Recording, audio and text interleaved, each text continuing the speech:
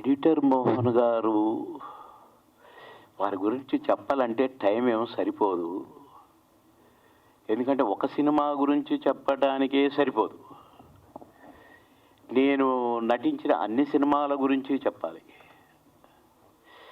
అంటే ఆ చెప్పే విషయంలో అసలు ఏదో ఆషామాషాగా చెప్పేటివి కావు. వారి ప్రతిభ, వారి ఆలోచన విధానం ఎంత గొప్పదో నాకెందుకో నేను బాగా క్షుణ్ణంగా అర్థం చేసుకున్నానా అని అన్నట్టుగా అనిపిస్తుందండి నాకు. లేదా వారి ఆఫీస్ కూడా వెళ్ళాను. ఎంత గొప్ప ప్రొడ్యూసర్ గారంటే, ఎడిటర్ గారు సంగతి తర్వాత చెప్తాను, ఇప్పుడు ప్రొడ్యూసర్ గారి సంగతి చెప్తాను. ముందు కథప్పుడే ఇది తీయాలి అనుకున్నారు అంటే అది హిట్టే. ఇందాక అన్నారు ప్రొడ్యూసర్ గారు మన సినిమాలన్నీ హిట్టే అని. కథని ఎలా మలచాలి, ఇప్పుడు మావగారి సినిమా ఉంది, తమిళ్లో ఒక హిట్ అయిన సినిమే, కానీ వారు తీసుకున్న శ్రద్ధ, వారు దాన్ని తయారు చేసుకున్న తీరు, దీన్ని ఇంకా పెద్ద హిట్ కొట్టాలని వారు వేసిన ప్లాను అమోఘం అంటే అమోఘం. ఆఫ్టర్ ఆల్ బాబు మోహన్ అంటే క్యారెక్టర్లుగా కూడా, క్యారెక్టర్ ఫిట్నెస్గా కూడా ఎలా ఉండాలో వారికి తోచినంత, వారికి తెలిసినంత గురి నేను ఎవరికి తెలియదేమో అనుకుంటుంటా. ఎందుకంటే నేను చాలామంది ప్రొడ్యూసర్స్తో యాక్ట్ చేశాను.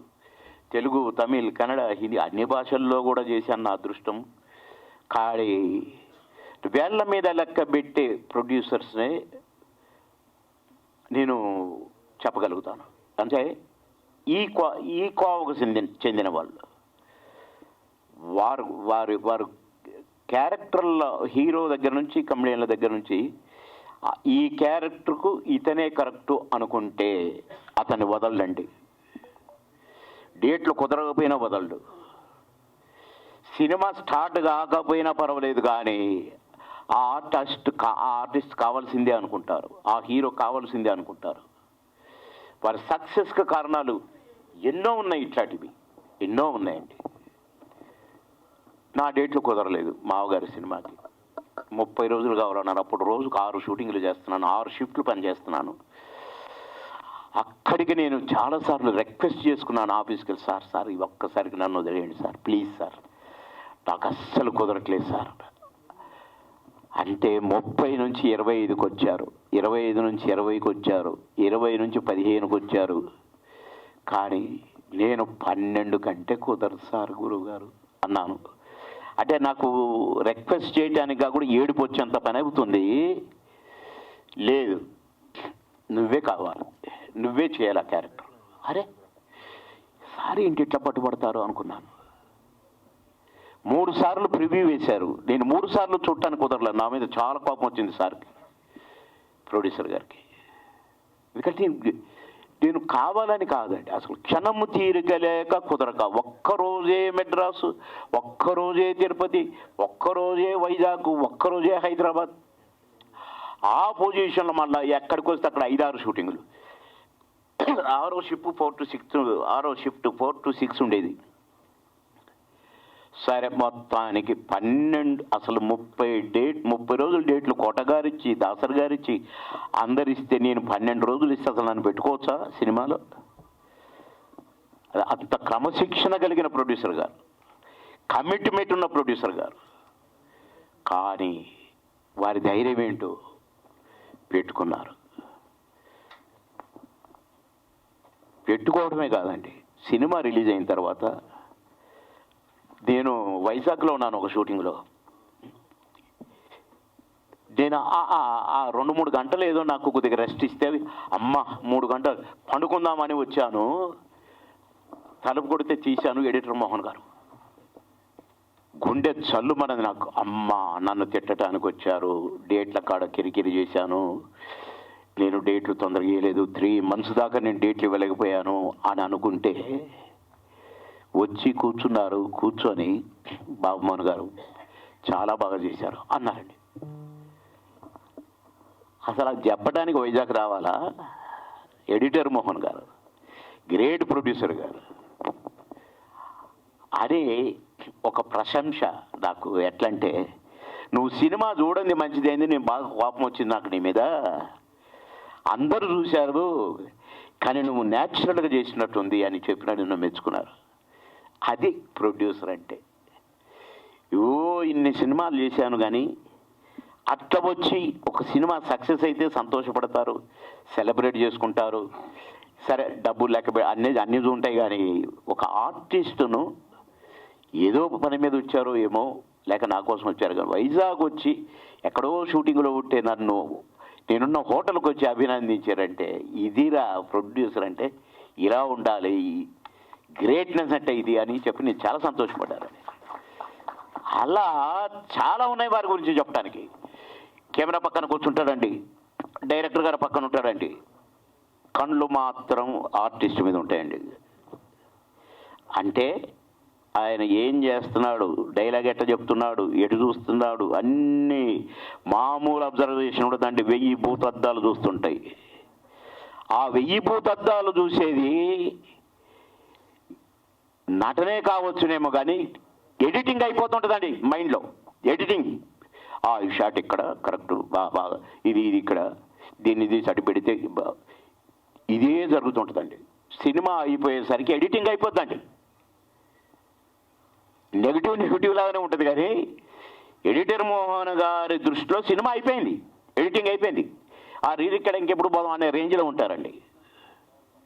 ఇది నేను వారిలో గమనించిన గొప్పతనాలు. వారన్ని హిట్లు కొట్టారంటే మాలాంటి వాళ్ళకు మంచి మంచి క్యారెక్టర్లు ఇచ్చి నంది అవార్డులు ఇప్పించారంటే వారి ప్రతిభ, వారి ఆలోచన విధానం, వారి సిన్సియారిటీ, పనే దైవం అంటారు కదా, ఆ దైవంగా పనిని స్వీకరించారు కనుకనే వారు చేయగలిగారండి. ఇట్లా సినిమాకు 1 గంట మాట్లాడితే కూడా సరిపోదు వారి గురించి కనుక వారు అందుకే ఎడిటర్ మోహన్ గారు అయ్యారు. ఎడిటింగ్లో వారిని మించిన వారు అసలు నేను అప్పుడప్పుడు గమనిస్తా, చిన్నగా చూస్తా, అట్లా ఎడిటింగ్ జరుగుతుంది అనుకొని నవ్వుకుంటా. అంటే నాకు ఇష్టము సార్ అక్కడ కూర్చొని చూస్తూ ఆ షూటింగ్ చేస్తుంటే నేను బాగా సంతోషపడేవాది. అయితే ఇది ఎందుకు చెప్పానంటే వారేంటనేది అది చెప్పాను. ఇక హిట్లర్ మామగారి క్యారెక్టర్కు, బావబామ్మర్ది క్యారెక్టర్కు ఈ హిట్లర్ క్యారెక్టర్కు సంబంధమే ఉండదండి అస్సలు. అదే కాదు, శుభమస్త ఏమడి పెయింట్ చూసుకోండి, శుభమస్తు కూడా అసలు ఆ సుధాకర్ గారు, నేను ఆ సాంగ్లో మా చిన్న బిట్లు, దాంట్లో షూటింగ్ వదిలేసి నేను బిస్కెట్లుంటాను. అసలు ఎలాంటి క్యారెక్టర్స్ వేయించారు నాతో, ఒక్కొక్క సినిమాలో ఒక్కొక్క రకమైన క్యారెక్టర్. ఇక హిట్లర్లో కూడా నేను కమెడియన్ కాదు,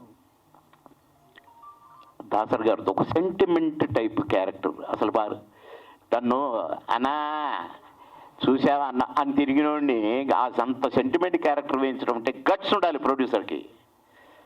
అలాంటి గ్రేట్ ప్రొడ్యూసర్ గారు.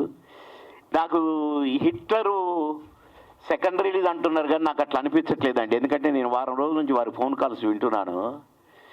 ఇది అసలు ఫస్ట్ రిలీజ్ రాగానే ఉంది వారి హడావుడి. అయితే ఖచ్చితంగా హిట్లర్ లాంటి సినిమాలో చిరంజీవి గారు, నేను వారి ప్రతి సాంగ్ నా మైండ్లో ఉంటుందండి. ఆ డ్యాన్సు, ఆ కట్స్, ఆ కసి, ఆ చూపు, చిరన్నను మించిన వారు లేరని నేను ఫీల్ అవుతూ ఉంటాను. అన్ని పాటలు అసలు 1 అర కాదండి, కానీ హిట్లర్లో 2 పాటలు అన్ని పాటలను బీట్ చేస్తే అనిపిస్తుందండి. నడక తెలిసిన నవరాత్రి అసలు ఆ రంభ ఇట్లా మోకాళ్ళ మీద నడుస్తుంటుంది, కరెక్ట్గా మ్యూజిక్కి చిరన్న చూపు ఉంటుంది అసలు. అది అలా 6 పాటలు హిట్ ఉన్న డ్యాన్సులతో ఉన్న సినిమాలతో పోటీగా 2 పాటలు వర్క్ చేసినండి హిట్లర్కి. అందరి క్యారెక్టర్లు కూడా ఎంత మంచి సెంటిమెంట్. చిరన్న కంట తడి పెట్టుకొని, అందులో మరి చిరన్న ఒప్పుకున్నాడా లేకుంటే ప్రొడ్యూసర్. డ్రెస్ కూడా అండి చక్కని బుషర్టు ప్యాంటు, రాముడు మంచివాడు. అసలు ఆ ప్యాట్రన్ ఎప్పుడు చిరంజీవి గారు ఏ సినిమాలలో వేల గమ్మత్ డ్రెస్సింగ్ సింపుల్గా. కానీ ఇక అసలు చిరణ్ అంటే చిరణ్ణి అనుకోండి. అట్లా ఈ హిట్లర్ పిక్చర్ ఖచ్చితంగా నూతన సంవత్సరంలో రిలీజ్ అవుతుంది. మళ్ళీ డెఫినెట్గా విజయ దుందుబి మోగుతుంది. ఎందుకంటే ఈ మధ్య కాలంలో చిరణ్ కథ బయటికి రాలే, ఇంత ఊపు సినిమా రాలే. వస్తుంది ఇప్పుడు మళ్ళా పాత రోజులు జడ్జనగర్ జనారే డెఫినెట్. మళ్ళా అప్పుడు నెల్లూరులో చేశారు 100 days. కానీ ఈసారి ఈ దగ్గరలో హైదరాబాద్ చుట్టే చేయాలని కోరుకుంటున్నాను ఎడ్రమోహన్ గారిని. మేడం గారు, విజయలక్ష్మి గారు మేడం గారు వచ్చారని తెలిసింది, వారి సత్యమణి గారు. అస్సలు ఈ ఎడిటర్ మోహన్ గారు ఇంత పట్టుదలతో పనిచేయడానికి కానీ మొత్తం వెనకాల నాకు ఆ మేడమే అనిపిస్తుందండి. ఎందుకంటే ఉన్నత చదువులు వారు ఉన్నత చదువులు చదివిన చాలా విజ్ఞాని. కానీ వీరి విజయాల వెనక మాత్రం మేడమే డెఫినెట్గా. ఇక మా రాజా ఉన్నాడు, మా హీరో ఉన్నాడు, వాళ్ళని ఇక్కడి నుండి చూస్తున్నాడు నేను. వారిని కూడా హిట్లర్ గారు లైన్లో పెట్టారు. కొడుకును హీరోగా లైన్లో పెట్టారు హిట్లర్గా, ఒక కొడుకు డైరెక్టర్గా కూడా హిట్లర్గా పెట్టారు. కనుక ఈ సినిమా మళ్ళీ 100 రోజులు ఆడాలి, ఇంకెక్కువ ఆడాలని కోరుకుంటూ వారికి అడ్వాన్స్గా కంగ్రాట్స్ చెప్తూ ప్రేక్షక దేవుళ్ళందరికీ ఈ హిట్లర్ సినిమాను మరొకసారి విజయ దుందుబి మోగించాలి. తమ్ముళ్ళు, అన్నలు, అక్కలు బ్రహ్మాండంగా నమ్మించిన కదా. విజ్ఞప్తి చేసేది ఫస్ట్ టైం ఇన్ని 100 సినిమాల తర్వాత. 1800, 900 ఉన్నాయి తెలుగు, తమిళ్, కన్నడ అన్నీ కలిపితే. కానీ ఫస్ట్ టైం, సెకండ్ రిలీజ్ కాదు ఇది, ఫస్ట్ రిలీజ్ అన్నంత విజయాన్ని మీరు ఇస్తారని ప్రేక్షక దేవుళ్ళని కోరుకుంటున్నాను. అడ్వాన్స్గా హ్యాపీ న్యూ ఇయర్, నూతన సంవత్సర శుభాకాంక్షలు.